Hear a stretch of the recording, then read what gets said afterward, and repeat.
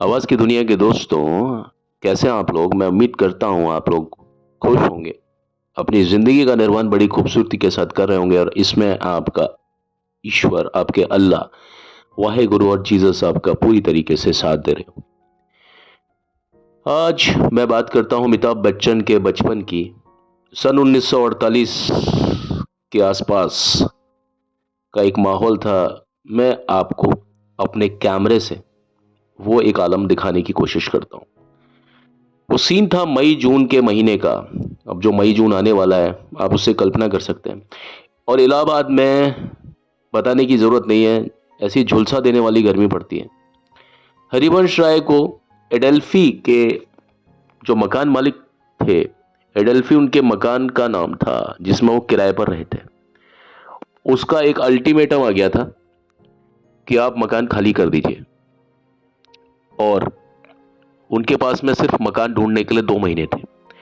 Adelphi में हरिवंश राय बच्चन ने पूरे परिवार के साथ में बहुत सारा समय, बहुत ज़्यादा समय बिताया था। और आपको मैं बता दूं कि शुरू में ये पूरा परिवार था एक काफ़ी जगह पर किराए के मकानों में घूमा था, है ना।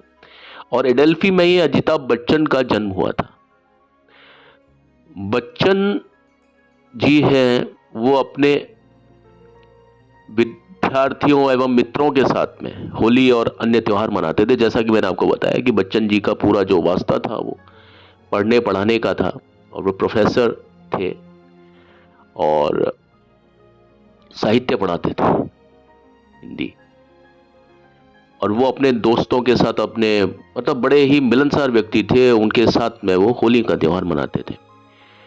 और यही एक त्यौहार था जहां पर एक बार एक बिगड़ैल सांड ने अमिताभ बच्चन को अपने सींगों से बुरी तरीके से घायल कर दिया था। ये बहुत छोटे पने की बात है, यानी 1948 में अमिताभ की उम्र मात्र 6 साल रही हो। लेकिन अब मैं बात करता हूँ आगे कि जब एडेल्फी को छोड़ना पड़ रहा था, यानी एडेल्फी उस मकान का नाम है जिसमें अब तक वो किराए पर रहे थे, यानी अ, हरिवंश राय बच्चन एंड फैमिली। अब जब मकान मालिक ने बोल दिया तो मकान को छोड़ना मजबूरी था। बच्चन जी यानी मैं इस समय बात करूंगा हरिवंश राय बच्चन की। भरी दोपहरी में साइकिल लेकर के गली गली इधर उधर घूमते थे, मकान की खोज में जुट जाते थे। आखिर बहुत दौड़ धूप के बाद में एक मकान उन्हें मिला किराए के लिए। उन्होंने अमिताभ बच्चन ने अमित को भी वो मकान दिखाया। अमित को वो मकान पहली नज़र में ही पसंद आया। क्लाइव रोड पर स्थित एक बहुत बड़ा एक भवन था, उसका नाम था ललिताश्रम। इसमें 3 परिवार रहते थे। ग्राउंड फ्लोर पर सामने की ओर का एक हिस्सा बहुत ज़्यादा खाली था, जिसमें बच्चन परिवार आकर के रहने लग गया। उनके पास छोटे बड़े कुल मिलाकर 5 कमरे थे, जो उनके लिए बहुत ज़्यादा थे। अब देखिए, जुम्मा जुम्मा कितने, 2 या 3 लोग हैं। अमित जो कि इस समय 6 साल के थे, उनका जो भाई था वो अभी पैदा ही हुआ था, छोटा अजिताभ। और मम्मी पापा यानी तेजी सूरी यानी तेजी राय बच्चन और हरिवंश राय बच्चन। तो अब ये 5 कमरे थे, उनके लिए बहुत ज़्यादा थे। ऊपर की मंजिल का जो मकान मालिक, ऊपर की मंजिल जो थी ना, वो मकान मालिक रहता था उसमें। और पीछे के 2 जो हिस्से थे उनमें 2 अन्य परिवार रहते थे, वो भी किराए से थे। पास के मकानों में रहने वाले शशि मुखर्जी और नरेश पॉल दास, दोनों ही बंगाली, वो उनके दोस्त हो गए, वो उनके हम उम्र थे। ये उनके बचपन के दोस्तों के नाम बता रहा हूँ, जिससे उनकी दोस्ती काफ़ी समय तक रही, बहुत ज़्यादा समय तक। और अमिताभ बच्चन यानी अमित यहाँ के माहौल में बहुत जल्दी रम गए, बहुत जल्दी बस गए वो माहौल पूरा। शशि मुखर्जी के मकान के बरामदे में नौकरों के रहने के लिए विशेष कमरे थे। एक कमरे में एक पहलवान रहता था और वो पहलवानी करता रहता था, अपने मुख दर घुमा घुमा के वर्जिश करता था। शुरू में अमिताभ बच्चन और उसके जो दोस्त थे वो उससे डरते थे, क्योंकि पहलवान है, मोटा ताजी, और ये लोग होते हैं ना, कम से कम बात करते हैं और थोड़ा सा चेहरा भी बड़ा रोबीला होता है। तो ये देख करके अमिताभ बच्चन, उसके जो दोस्त थे, वो डरते थे। लेकिन बाद में जाकर के वो पहलवान लोग होते हैं ना वो दोस्त भी बहुत जल्दी बन जाते हैं, वो बाद में दोस्त बन गए। और जब भी कभी अमिताभ बच्चन को और उनके दोस्तों को मौका मिलता, वो उस पहलवान से जो कि मुकदर घुमा घुमा के वर्जिश करता था उसके पास पहुंच जाते थे। और ये जो मकान था ना, ये चार दीवारी से घिरा हुआ था, चारों तरफ से, मतलब अच्छा, इसका आवरण बहुत अच्छा था, खुला खुला, बिल्कुल प्रकृति की जो छत्र छाया से पूरा घिरा हुआ था। एक और नींबू के 8-10 झाड़ लगे थे। एक दीवार के बाहर महुए का एक पेड़ था। महुए की खुशबू तो आपको मालूम है कैसी होती है। उसके फूल अमिताभ बच्चन के घर की तरफ ही झड़ते रहते थे। बड़ा खुशनुमा माहौल था। आप देखिए, नींबू की खुशबू, कच्चे नींबू की, और महुआ की खुशबू। अमिताभ बच्चन को ये सारी चीजें बहुत ज्यादा मतलब लुभाती हैं, और आज तक भी लुभाती हैं। नींबू की पत्तियों को हथेली से रगड़ने के बाद में जो एक अच्छी सी जो गंध पैदा होती है, वो अमिताभ बच्चन को रोमांचित करती है, और आज भी यही आलम है अमिताभ बच्चन का। नींबू के झाड़ों के पीछे नींबू के जो झाड़ हैं उनके पीछे लगे हुए जो पेड़ होते थे ना, वहां पर अमिताभ बच्चन को मना किया था। उनके फादर यानी हरिवंश राय बच्चन ने मना किया कि भाई वहां मत जाना, वहां पर एक सांप रहता है, वास्तु सांप है। जब अमिताभ बच्चन ने वास्तु शब्द का अर्थ पूछा तो तेजी बच्चन ने जवाब दिया कि जो सांप लंबे समय तक एक ही स्थान पर रहे उसे वास्तु सांप कहते हैं। हालांकि ऐसे जो सांप होते हैं वो किसी को कभी नुकसान नहीं पहुंचाते, किसी कभी डसते नहीं है, वो उस जगह पर सिर्फ अपना एक डेरा डाल करके रहते हैं। अमिताभ बच्चन ने अपने साथियों को भी उस सांप के प्रति आगाह किया कि भाई इस जगह पर मत जाना, मम्मी पापा ये कहते हैं, यानी बाबूजी और मम्मा ये कहती हैं कि वहां पर वास्तु सांप है। लेकिन जब तक वो वहां रहे, खेलते रहते थे वहां पर, वो सांप उन्हें कभी नजर नहीं आया। इस नए मकान को तेजी बच्चन ने बहुत जल्दी, अब जो घर की गृहिणियां होती हैं वो अच्छी तरीके से सजा लेती हैं, तो उन्होंने भी अच्छी तरीके से इसको सजा लिया। बाग बगीचों की देखभाल की, और वहां माली भी रख लिया। सामने बने गोल हौज एक था, पानी वाली जगह थी, वहां पर अमिताभ बच्चन ने मछलियां वगैरह पाली। उन्हें मछलियां पालने का भी शौक है, बचपन से ही है। लेकिन वो मछलियां बहुत जल्दी मर गई, और यहाँ पर उनके साथ खेलने के लिए और बहुत ज़्यादा साथी मिल गए। उनका जो छोटा भाई अजिताभ था वो भी धीरे धीरे बड़ा हो रहा था। प्यार से सब अजिताभ को सब लोग प्यार से बंटी कहते थे, और अमिताभ बच्चन को अमित कहते थे।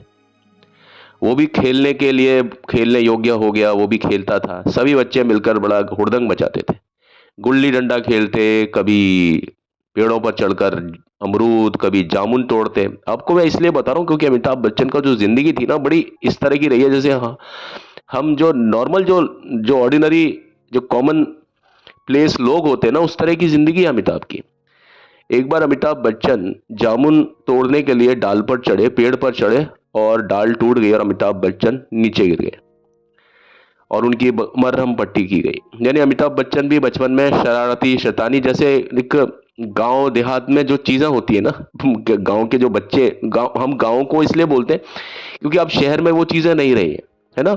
तो अमिताभ बच्चन बड़ा मिट्टी से जुड़ाव रहा है अमिताभ का, कि उनका जो बचपन है ना वो एक नॉर्मल प्लेन पर बीता है। कोई ऐसा नहीं था कि कोई उनको कोई विदेश में या यहाँ वहाँ पेड़ों पे चढ़ना, कंचे खेलना, गुल्ली डंडा खेलना, मछलियां पालना, पटाखे चलाना, और इस तरह की चीजें। हरिवंश राय बच्चन जी ने इस मकान का नामकरण किया, इसको बोलते थे 10 द्वार, क्योंकि मकान में कितने दरवाजे थे, पूरे मकान में 10 दरवाजे थे, इसलिए उसका नाम रखा 10 द्वार। 10 द्वार में हरवंश राय जी अपने बेटे अमित को खेल खेल में जीवन में काम आने वाले सारे पाठ पढ़ाते रहते थे। और आप समझिए, जो माँ बाप बचपन से अपने बच्चों को इस तरह से नैतिकता का और जिंदगी में आने वाली कठिनाइयों का पाठ पढ़ाते हैं, वो बच्चे बड़े होकर बहुत ज्यादा सॉलिड बनते हैं। जैसे अमिताभ बच्चन गिरते हैं, पढ़ते हैं, धूल में लौट जाते हैं वो, लेकिन फिर उठते हैं, फिर कपड़े झाड़ते हैं, फिर दोबारा से अपनी चीज पर खड़े होते हैं। गिर करके फना होने वालों में अमिताभ बच्चन नहीं है। गिरना एक शोभा का प्रतीक है। जो व्यक्ति चलेगा, जो कोशिश करेगा, वो गिरेगा भी। जो कोशिश ही नहीं करेगा वो गिरेगा नहीं। तो गिरना कोई बेकार चीज नहीं है। गिरना कायरता का प्रतीक नहीं है, लेकिन गिर करके सिर्फ गिरे रहना ही कायरता का प्रतीक है। अमिताभ बच्चन कभी भी गिर करके नहीं गिरे। गिरे, चोट लगी, उठे, फिर अपने काम पर आगे बढ़ गए। यही चलन उनका, अमिताभ का हमेशा रहा। और ये सारी चीजें अमिताभ बच्चन अपने घर से, अपने मदर फादर से, उनके जो संस्कार हैं वो यही संस्कार, इन्हीं संस्कारों की अमिताभ बच्चन बात करते हैं जो उनके माता पिता उनको हमेशा सिखाते थे। और ये चीज आज की तारीख में बहुत कम हो चुकी है, जो कि नहीं होना चाहिए ऐसा। जब अमित जामुन के पेड़ से गिरे तो उन्होंने कहा था कि जीवन में कई बार गिरना भी पड़ता है। इस पर हरिवंश राय बच्चन ने जरा भी गुस्सा नहीं किया अमित के ऊपर कि क्या करके लाया, ये हो गया। उन्होंने, हरिवंश राय बच्चन ने कहा कि जिंदगी में कई बार हमें गिरना भी पड़ता है, चोट भी खानी पड़ती है, लेकिन चोटों को सहने की हमें हिम्मत कभी भी छोड़नी नहीं चाहिए। एक बार अमिताभ बच्चन यानी अमित खेलकर देर से घर को लौटा तो बच्चन जी ने कहा कि जीवन में अनुशासन और समय को अहमियत दो। यानी अगर आप समय को अहमियत नहीं दोगे, समय भी आपको की अहमियत नहीं करेगा। जीवन में डिसिप्लिन और टाइम, इंपॉर्टेंस ऑफ टाइम, इनको समझो। क्योंकि जिसने जिंदगी में अनुशासित नहीं रहा, थोड़ा बहुत अनुशासन तो होना ही चाहिए। जो जिंदगी में अनुशासित नहीं रहा और जिसको टाइम की यानी समय की कदर नहीं है ना, वो कभी जिंदगी में तरक्की नहीं कर सकता। यही चीज आप देखिए, अमिताभ बच्चन को टाइम के बड़े पाबंद हैं और बड़े अनुशासन प्रिय हैं। और ये चीजें बचपन से आती हैं। और जहां तक है हमारे स्कूल्स में, और हमारे स्कूल से भी पहले हमारा जो प्राथमिक जो स्कूल होता है वो होता है हमारा घर। वहां से बच्चा सीखता है। और ये चीज आप देखते हैं कि अमिताभ बच्चन के कर्मों में है। और हर दिन अमिताभ बच्चन इस तरह से तैयार होते हैं कि आज उनका पहला दिन है, आज उनका प्रोफेशन में पहला दिन है। वही जोश, वही सब कुछ, उतना ही रिहर्सल। और आज ही उनकी लाइफ का आखिरी दिन भी है कि आज के बाद उन्हें कोई जिंदगी में कोई दिन नहीं मिलेगा। इसलिए अमिताभ बच्चन की जिंदगी में मतलब उनके हर एक्शन इतने ज्यादा मतलब हर चीज से लबरेज होते हैं, हर चीज से भरे हुए होते हैं, है ना।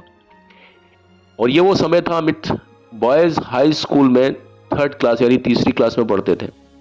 सेंट मेरीज कॉन्वेंट पूरी तरह से लड़कियों का स्कूल हो गया था, इसलिए सभी लड़कों को वह स्कूल छोड़ना पड़ा था। अब देखिए इसके आगे की जो कहानी है वो मैं आपके सामने कल बताता हूं, है ना। तो ये मैंने आपको एक किस्सा ये बताया था कि जिसमें आपको मालूम चले कि अमिताभ बच्चन का जो जिंदगी थी ना, वो बिल्कुल आम बच्चों की तरह थी। ऐसा नहीं था कि जो सदी के महानायक हैं और आज हमको जो बड़े तिलिस्म से नजर आते हैं, वो शुरू से कोई ईश्वरीय अवतार नहीं थे। जैसा कि मैंने आपको बताया कि कुछ लोग जिंदगी में महान पैदा होते हैं, कुछ लोग जिंदगी में महान पैदा नहीं होते हैं लेकिन वो धीरे धीरे करके महान बन जाते हैं। और कुछ लोग महान कुछ नहीं होते हैं, कभी उन पर महानता थोपी जाती है। Some are born great, some acquires or some acquire greatness in their life or in their lives, and some, the rest, I mean third category, they have the greatness imposed on them, that's it। तो अमिताभ बच्चन है ना, वो दूसरी वाली category है कि अमिताभ बच्चन ना तो महान पैदा हुए, ना उन पर महानता थोपी गई, बल्कि अमिताभ बच्चन ने जो महानता है वो इस दुनिया में जब आए तो बड़े एक ऑर्डिनरी बच्चे के रूप में आए, एक ऑर्डिनरी, एक साधारण जीव के रूप में आए। उनके कोई 4 हाथ पांव नहीं है जो देवी देवताओं के हुआ करते हैं जैसा कि माना जाता है। लेकिन उन्होंने अपनी जिंदगी में वो काम किए, उस तरह से चीजों को किया कि उन्होंने महानता उन पर आ गई। लोगों ने उन्हें महान बनाया, खुद ने महान नहीं साबित किया अमिताभ को कि बोला नहीं किसी से कि मुझे महान कहो। हाँ, उनकी महान नाम की जो फिल्म आई है वो 1983 में आ गई थी। और ऐसा जो नाम होता है ना, वो उसी व्यक्ति को दिया जाता है जो उसके वास्तव में काबिल होता है। चलिए आज की वीडियो में बस इतना ही, और कल मैं आपके समक्ष इसके आगे की बात करूंगा। आप लोग खुश रहें, आबाद रहें, मस्त रहें और आपका दिवस मंगलमय हो। बट जाने से पहले मेरी आपसे रिक्वेस्ट है कि प्लीज़ मेरे चैनल को लाइक, शेयर, सब्सक्राइब, कमेंट और घंटा जिसको बोलते हैं आप लोग, ये प्लीज़ इसको ज़रूर दबा दें, ये बेल आइकन को। और मेरे चैनल को please please please subscribe subscribe subscribe ज़रूर करें, इसे शेयर ज़रूर करें। देखिए, हमारा एक इंस्पिरेशन है, हमारा एक धारणा, हमारी एक सोच है, हमारी हमारी एक उम्मीद है ना, वो आप लोगों से है और कोई है नहीं ना हमारे बीच में। हम भक्त हैं, आप हमारे भगवान हैं, हमारे बीच में कहीं कोई बिचौलिया नाम की चीज़ नहीं है। तो मैं आपसे डायरेक्टली बोलता हूँ, प्लीज़ मेरे चैनल को लाइक, शेयर, सब्सक्राइब ज़रूर ज़रूर ज़रूर करें अगर अब तक नहीं करें। आप सभी खुश रहें, आबाद रहें, मस्त रहें। Thank you and have a nice time. Take a great care of yourself. Bye.